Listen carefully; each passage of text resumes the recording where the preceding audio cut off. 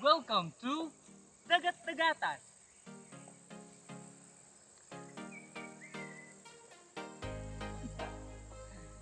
Guys, dito po tayo ngayon sa Kalubay, Panaytay. Ito po namin napili sa Dagat-Dagatan dahil ito makaganda po ng view dito according po sa napanood namin. Ngayon, try natin siya sa post.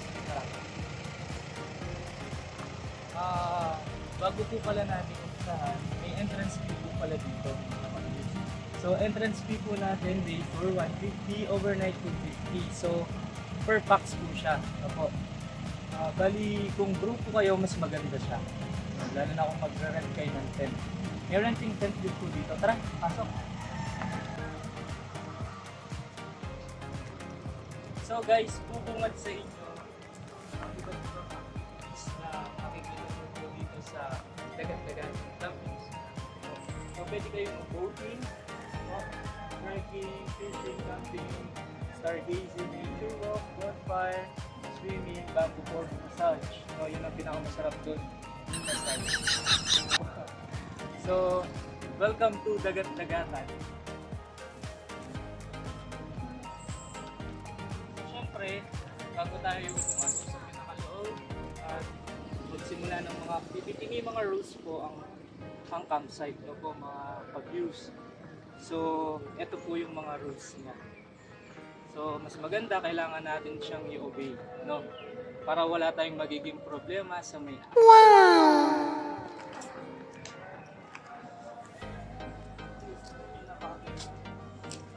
Dito pa lang bubungad sa inyo.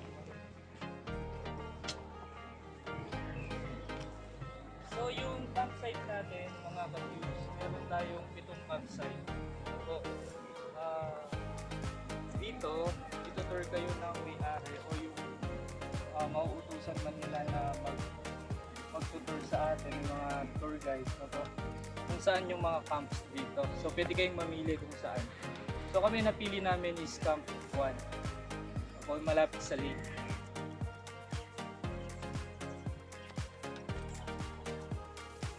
Hello mga ka-views, dito na po tayo sa reception. Ako kung saan dito na po tayo magpaparegister. Ako, same time dito na rin tayo magbabayad sa kanila. Ako, so kung gusto niyo naman mag-advance booking, dito sa reception din for food programs. Tapos attached din na din pala nila yung kitchen nila for food. Punta naman po tayo sa kanilang leisure na po. So meron dito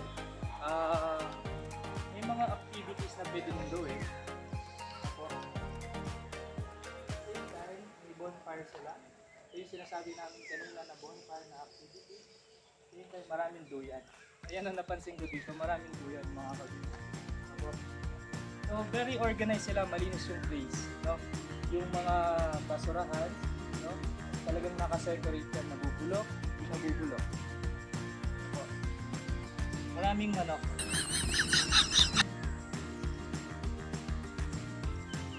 So mamimili kayo kung gusto nyo mag-tent or mag-rent ng mga ganitong kubo, no? Yung mga kubo nila up and down. Mga kubo nila up and down. Maganda pa sa mga kubo nila, may mga naka-attach na bathroom. At the same time, hindi uso po dito ang kuryente. So dito, aasa tayo sa energy ng araw. Wow! So solar light lang lahat. Kaya kung kayo, nagbabalak kayo mag-rest at walang istorbo, maganda sa place na lang Dagat-Dagatan. Punta naman po tayo dito sa bandang baba. Siyempre bago tayo mag-boat, hindi po libre. So lahat may bayad. Ang balsa nila is 100 per hour. So meron tayong isa sa mga boat, pedal boat, 300 per hour siya. Tapos boating yung gagamit ko lang na wala siya dito pero mamaya i-feature 200 siya per hour. Floating boat. So, napakaganda ng view. Oh my God. Ito bang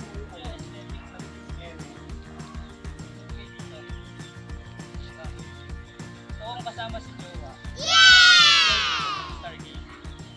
Same time, kung gusto nyo naman kung kayo ay mag-isa lang, sit kayo dito. Ganda ng view. Nakaka-relax pa. Ito yung boat. Ito yung boat.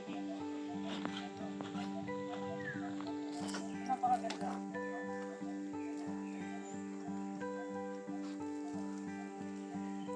Maganda siya. Maganda siya.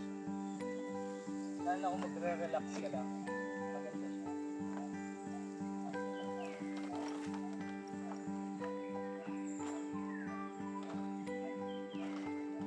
So, bago po nating puntahan yung mga campsite, ito po, visit nyo lang po yung vlog ko, Danny Vlog sa YouTube. Ito po.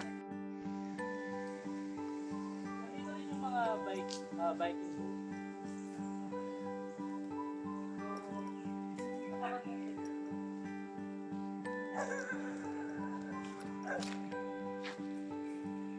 Meron din siyang maliit na gazebo. So, pwede kayo mag-event dito, team building, or kung ano man po yung party nyo na gaganapin. Sobrang ganda. So, kompleto na siya. Multi-purpose hall nyo na naman. Then, dito po tayo.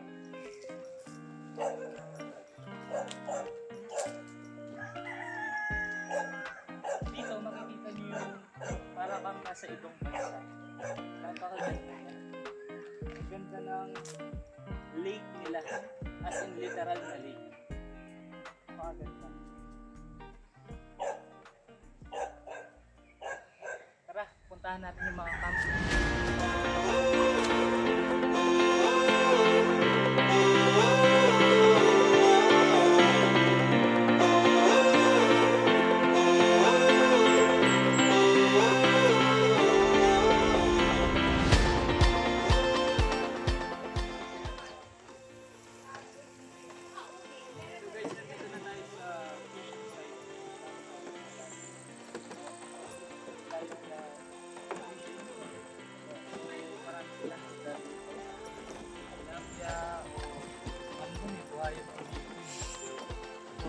So dito pwede kang mag-fishing dito anytime.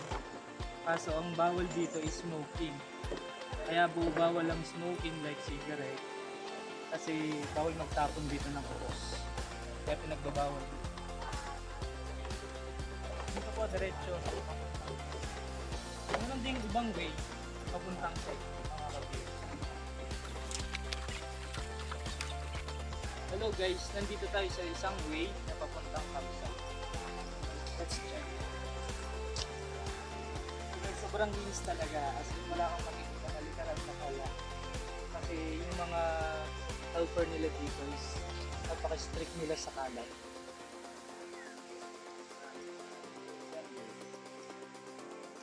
So, ganda ng mga bulaklak. So, nandito tayo ngayon. Pond nila. Pero hindi mga isda ang mga nandito, mga pagod. Hindi pagong. Asan ang pagong? Asan ka pagong? Nawawala si pagong. No? Pero may pagong dito. Kanina, nung tinignan namin kanina guys, sobrang ang ganda ng pagong kasi nawala siya.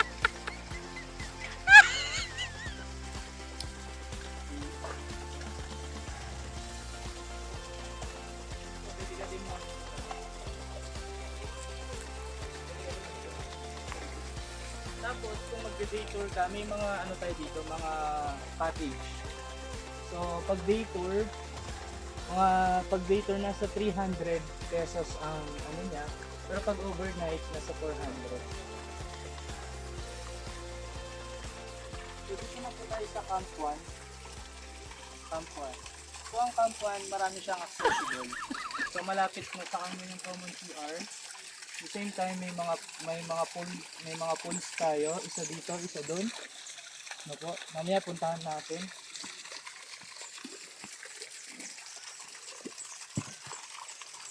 Yung pong tubig na nanggagaling sa pool is very natural, nanggagaling daw po sa bundok. Kaya iwas tayo sa punggal. Dito po sample po ng mga cottages nila. Diba? Napakaganda ng mga cottages nila. Nakita nyo naman,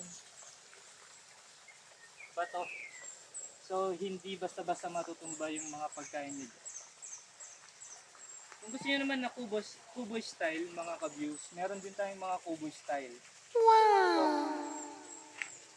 Siyempre, hindi mawawala ang duyan. Always may duyan. Sulit dito, pag dito kayo nagpunta. Sulit. Sa day tour na 150, accessible mo lahat. Pero lang yung mga renting nila, hindi ka natalo.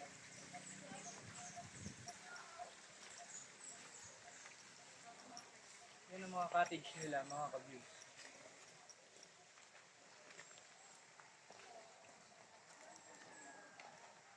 Dito mga ka-views, pwede kayong dito yung parang ano nila, kitchen.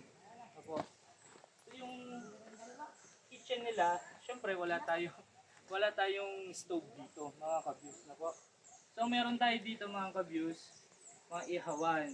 Tapos dito talagang kahoy ang gagamitin mo. Dito, mga ihawan nila. Dito naman hugasan. Na po.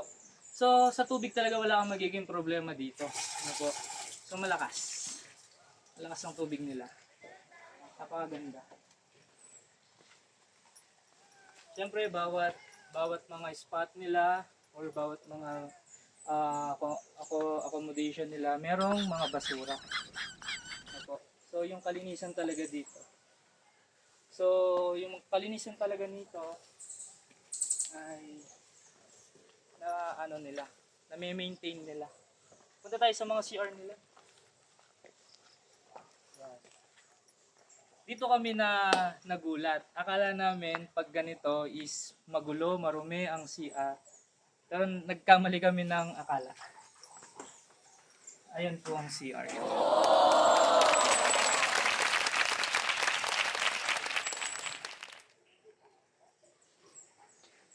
Very aesthetic mga ka-views kasi di mo akalain yung tangkay ng bamboo is gagawing sabitan. Napakaganda ng idea. At the same time nakatipid sila. So ilan ang mga common CR dito or bathroom? 1, 2, 3, 4, apat po. So lahat yan malinis mga ka-views. Paggising namin kaninang umaga, yung mga naglilinis, grabe. No po, nililinis na talaga nila. Kaya bilib ako dito sa campsite na to. Tara, puntahan natin yung mga ibang camps. Ito para ka na din nag-hiking. Talagang mataas yung mga ibang camps dito. Kaya kung trip nyo na maganda yung camping site, same time gusto nyo ng mataas na views, dito marami kayong makikita na mga views. So nandito lahat ng mga camp.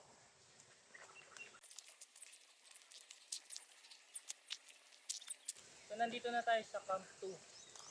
No, mga ka-views. So of course, merong lutuan. No po, may mga communal na table sila diyan. Ang bayan, bonfire. Hindi na mawawala yung second camp.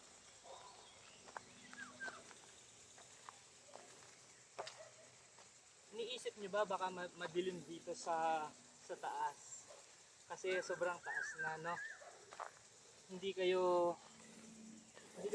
problema sa dilim. Kasi maraming mga solar light dito sa taas. Kaya napakaganda ng naisip ng may-ari dito.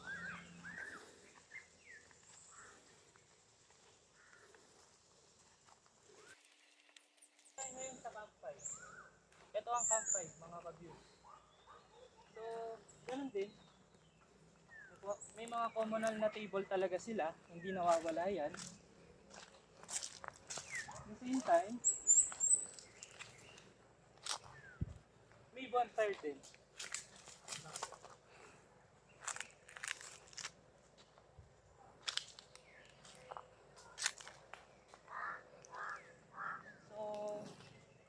So, ito yung buong campfire. So, dito maghahati na sila ng Camp 6. Camp 6 po ay nandoon sa kabila. So, maybe sa communal CR nila, no po, is doon na sila maghahati or mag-share. No.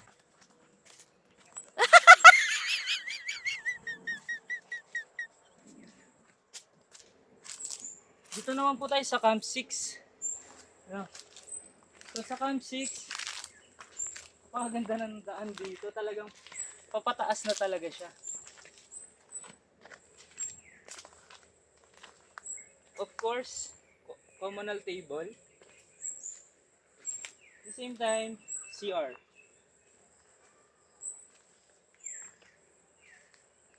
So maganda dito sa Camp 6 mga ka-views.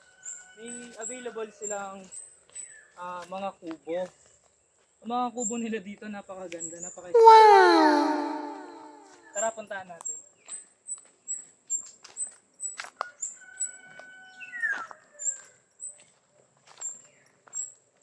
Of course, di mawawala ang mga basurahan.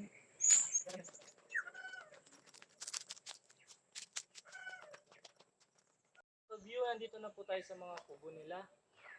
Grabe, napakaganda. So sa kubo nila mga guys, mga ka-views ay may solar light din, no? Hindi natin siya ma-check kasi naka-lock sila. Pero if nagtatanong kayo if magkano tong mga kubo na to, sina lang po dito sa price natin. Yan. So lahat yan, ano po? Lahat. May mga terrace din sila kaya maganda. Mga balcony.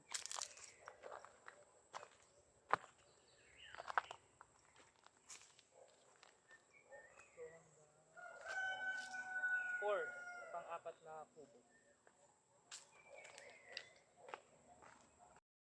Dito na po tayo ngayon sa Camp 7. I think this is the last camp. Ano itong last camp na to, napakalawak din niya. Ano po? Hanggang doon siya sa taas. So pag napunta kayo dito, try nyo pumasyal doon sa taas.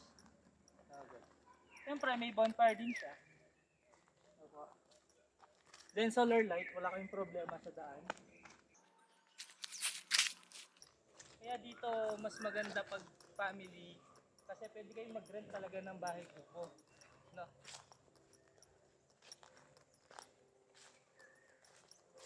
Napakaganda.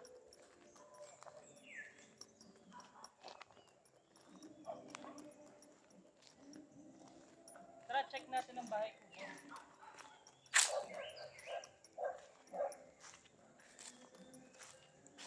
So yung bathroom niya, naka-separate talaga siya. Ito po mga ka-views. Kung gusto nyo mag-ihaw, dito din meron din siyang ihawan. No? Ayan po yung kanilang bathroom. Dito naman po tayo sa kanilang kubo. Ayan. Ito po tayo sa kubo nila. No po? So, dito sa kubo, malaki din po yung ano nila, yung space po nila dito. Ano po? So, I think may mga kuting. Ano po? So, may solar light na din sila. So, hindi na kayo mahihirapan. Same time, may mga babies kayo dito na nagbabantay. Muning, nandito ka pala. So, syempre, may pinto din siya for security. Ganda ng naisip nila. Communal table, pag dito salo-salo sa pagkain. Same time, pwede kayong bumaba dito for view.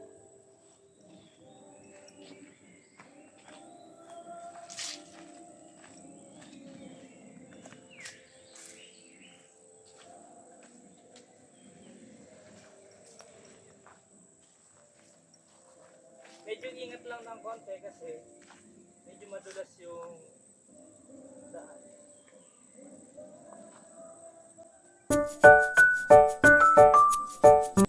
Oh guys.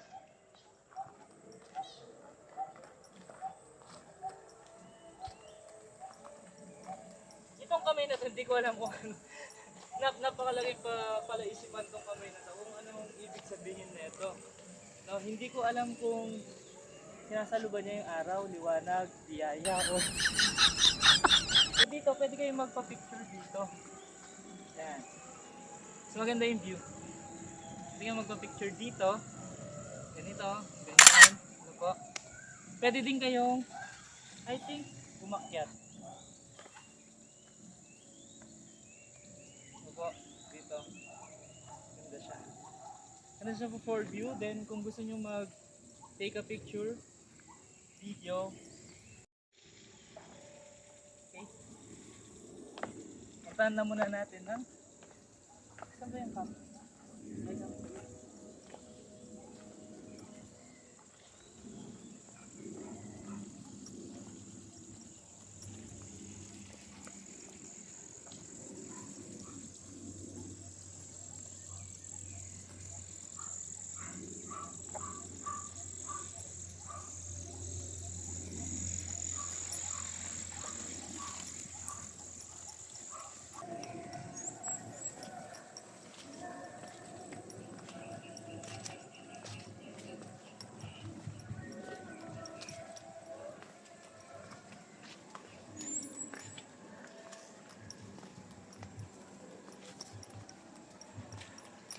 Okay guys, sobrang ganda dito sa stairs na to kasi napapalibutan ka ng mga green, reddish na halaman. Hindi ko alam kung ang tawag dito sa mga halaman.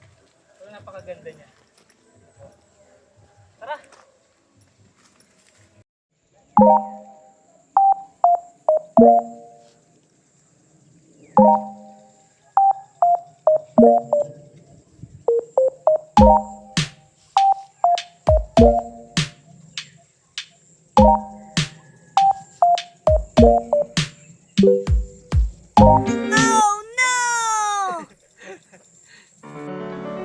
Love. So, puro dito pagmamahal. Pwede kayo mag-love. Dito na tayo sa pangalawang pool.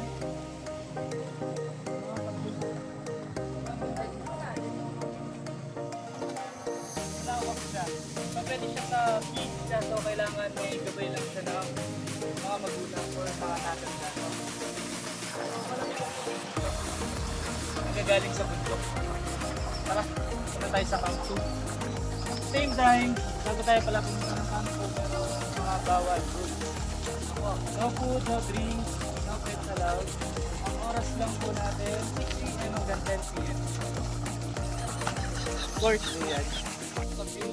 Ang mga kubo nila, merong mga prices yan or magkano yung mga presyo nila for day or overnight. Please check na lang sa mga iba-ibang mga kubo or mga cottages if magkano kasi hindi sila pare-pares ng price.